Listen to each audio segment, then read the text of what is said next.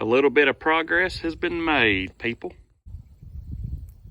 Hello everyone, welcome back to the channel. I'm sorry it's been a while, but as I keep saying in my videos, life happens and sometimes you have to put projects on the back burner and other things take priority. But I have for you all just an update on the Bronco build. We've pulled the 12 valve and transmission out of the yard dog, and I'm sorry that none of that was on video, but it was a very just run of the mill moment. Hurry up, get it done, get it out.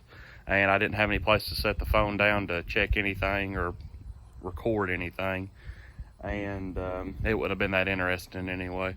But we've got the engine out. We're getting ready to spray it off, clean it up, take a few components off of it, and try to get it down to where we can see what we're really dealing with, see what parts we can keep off of this, because this 12 valve is out of an industrial truck, obviously, and some things, from what I've been told, are slightly different from the pickup truck models. I've read on some websites and stuff that the oil pan's different along with the pickup tube, which is probably correct because of where this has a front oil pan, or a front the front's up in the front. It needs to be in the back for the four-wheel drive in a pickup truck. Manifold's different. I've been told the timing case might be different. Since we're going to intercool this motor, we'll need to get rid of this intake manifold and swap it over to a different model that can accept the intercooler add-on, hopefully in the future. Have to get the air pump off of it to make way for the power steering, and we have to pull the Allison transmission off of it. And before anybody freaks out, if anybody watches this now or 5 years from now, this is not the Allison transmission like you would think everybody wants and would love to have. This is out of that yard dog, and it is a big boy, and you cannot use that thing. Just for comparison, here's the yoke, and there is my hand for how big the yoke is. This could not fit in the frame we are going to set this bad boy in. So we're going to try and get it cleaned up as best as we possibly can and get the transmission removed off of it so we can get in here and bust it apart. And just to give you all a good look at the frame for once, right here we go.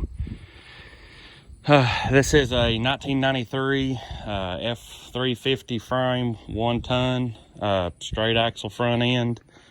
I have pictures. I'll probably try and see if I can put it in the video of what the truck looked like before I pulled everything off. The truck was worse than probably the pictures will show, but I got this truck pulled apart, sold the cab, sold the bed, just had a few little things sold off of it just to make a little bit of money.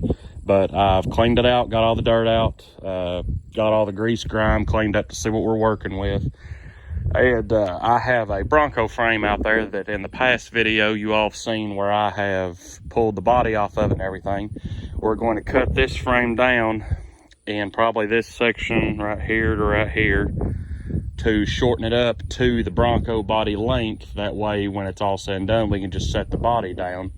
Now, being this is a truck frame and looking at the Bronco frame to compare, there's probably a couple cross members that will have to be gone to make everything work right and have transmission fit, transfer case, everything to that order. So as we go further along, we will remove what we need to and keep what we're going to do. But I'm going to try to save as much as I can, not particularly off of this, but just taking ideas from it. Where this was a diesel truck, it has the diesel fuel lines from the factory and everything in it. And that's making me think of trying to keep it as close to like a factory Bronco diesel as possible. Trying to use like the 33-gallon tank that my Bronco has, putting a 7.3 Power Stroke fuel pump in it, using the existing hard lines and traveling up to the P pump of the Cummins engine That way everything will be turnkey, fuel sending unit. I'll have everything I need, and hopefully I can get that to work. So hopefully it won't be too bad. I hope I'm not trying to overcomplicate it with what I'm doing. I know people watch videos and stuff like that and say these are the easiest motors to swap into anything. They can run off of 2 or 3 wires. Don't worry about it. But I'd like it to be right when I'm done and just reliable. And I don't want to have to tear everything down again 20 years or 10 years from now and say, well, I screwed all this up. So I'm going to take off cleaning this. I might try and set you all up on a time lapse, but if not, this is just a little update, nothing crazy. Once we start doing some engine work, I'll try to key in more of what we're doing and get you all some footage of that if y'all be interested in it. But as for right now, I'm going to set you down and try and get some cleaning footage of this motor, and we'll talk to you all next time. Thank you for watching.